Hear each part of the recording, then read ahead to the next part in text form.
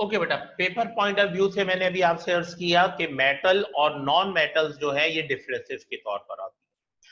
अच्छा, हमारे यहाँ स्टूडेंट इस बात का ध्यान किया जाता है कि बेटा जब डिफरेंसेस होते हैं तो वो कंपैरिजन बुनियाद पर होते हैं, यानी इस एलिमेंट में ये है, इस ग्रुप में ये है तो दूसरे ग्रुप में ये नहीं है, या ये चीज मौजूद है।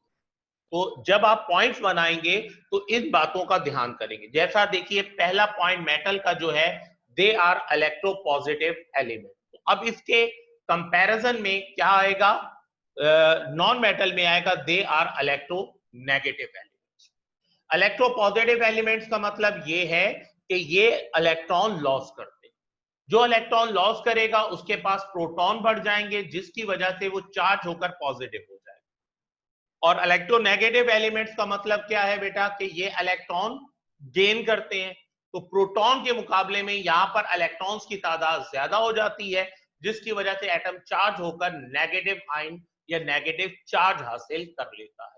इसलिए मेटल्स को इलेक्ट्रोपॉजिटिव एलिमेंट्स कंसीडर किया जाता है, और इलेक्ट्रॉन को सॉरी नॉन मेटल को इलेक्ट्रोनेगेटिव एलिमेंट कंसीडर किया जाता है। सेकेंड पॉइंट में इस बात की वजाहत कर दी गई कि they lose electron to form cation, यानी ये पॉजिटिव चार्ज हासिल कर लेते हैं। किस वजह से, इलेक्ट्रॉन लॉस करके। और वहां पर नॉन मेटल में आपको बता दिया गया कि they gain element to form anion, कि ये क्या करते हैं, ये इलेक्ट्रॉन गेन करके एनाइंस फॉर्म कर लेते हैं। तीसरा point, they form basic oxide.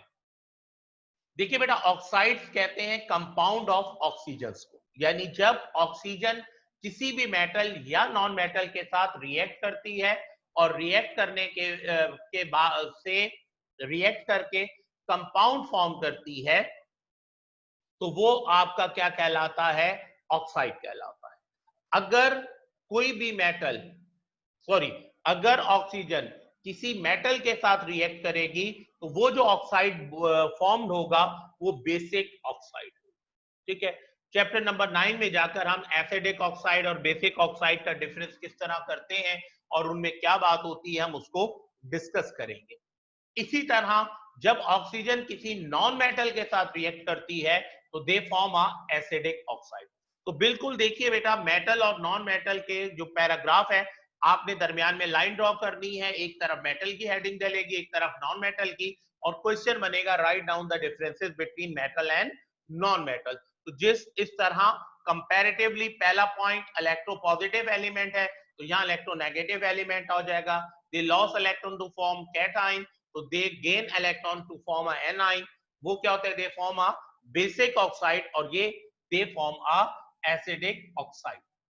चौथा पॉइंट जो है बेटा, वो मेटल में आगे चलकर है, क्योंकि उन्होंने दो तीन चीजों को मिक्स करके बयान किया है। जैसे all of them have a lustre and are malleable, यानी मेटल के अंदर खूबी ये होती है कि जब लाइट इनके साथ स्ट्राइक करती है तो ये फ्लश करते हैं, यानी लाइट में चमक पैदा होती है, लस्टिंग होती है।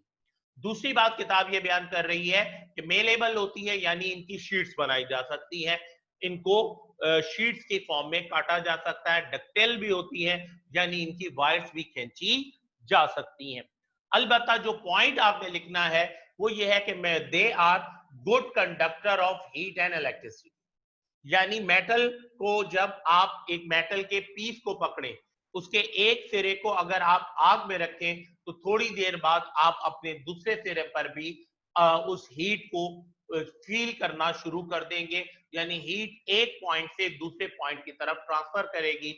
इसको कंडक्शन या कंडक्टिविटी कहा जाता है। इसी तरह मेटल वायर जो है वो आप जानते हैं कि इलेक्ट्रिसिटी को ट्रांसफॉर्म करने के लिए या ट्रांसफर करने के लिए या ट्रांसपोर्ट करने के लिए मेटल वायर्स जो हैं उनकी वायरिंग की जाती है घर में।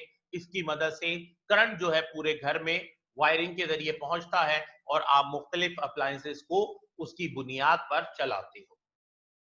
सो चौथा पॉइंट जो है, मेटल जो है they are good conductor of electricity. इसके मुकाबले में नॉन मेटल के मुतालिक क्या है, they are bad conductor of electricity. ठीक है, जो नॉन मेटल्स हैं इनमें से करंट गुजर नहीं सकता।